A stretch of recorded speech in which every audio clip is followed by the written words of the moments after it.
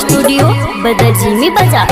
गौरा के आइल बरतिया देखी नींद नहीं आवे रतिया। बोलो बोलो देवघर वाले बाबा की। गौरा के आइल बरतिया देखी नींद नहीं आवे रतिया। बौरा दुल्हवा देखी मैना पीटो छतिया। नर कोइले अगुआई दिल गौरा के फसाई। नर कोइले अगुआई दिल गौरा के फसाई। महल में रहे वाला दहिया पत्थर पजुराई। गौरा के आइल बरतिया देखी नींद नहीं आवे रतिया।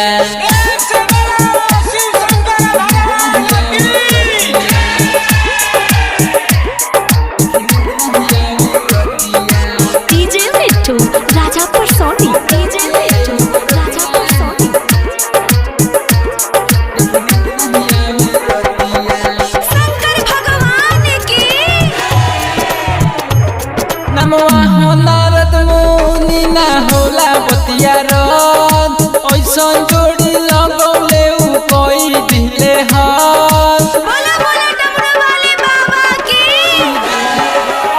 नमवा हो नारद मुनि ना होला बतिया रद ऐसन जोड़ी लगौले उ कोई दिले हाथ। सापवा के माला देखी भूतवा भयाला देखी डर गइल गौआ के लोग। गौरा के आइल बरतिया देखी नींद नहीं आवे रतिया। गौरा के आइल बरतिया देखी नींद नहीं आवे रतिया। बौरा दुल्हवा देखी मैना पीटो छतिया। नर कोइले अगुआई दिल गौरा के फसाई। महल में रहे वाला दहिया पत्थर पजुराई।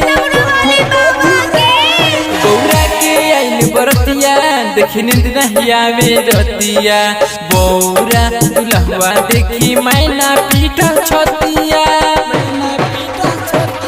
नर कोइले अगुआई दिल गौरा के फसाई।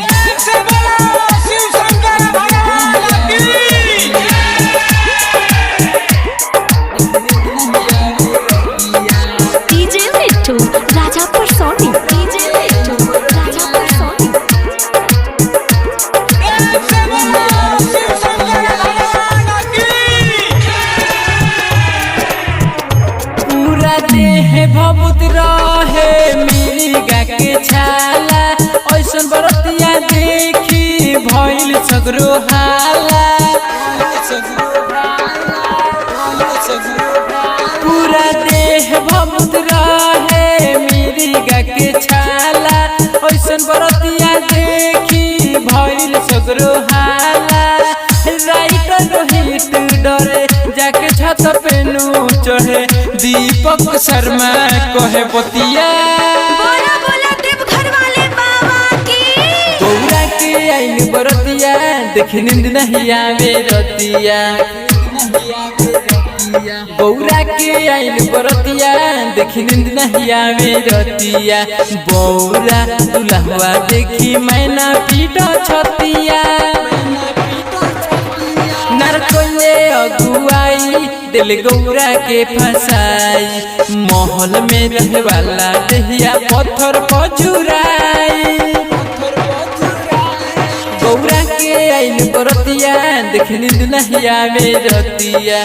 बौरा दुल्हवा देखी मैना पीटो छतिया। नर कोइले अगुआई दिल गौरा के फसाई।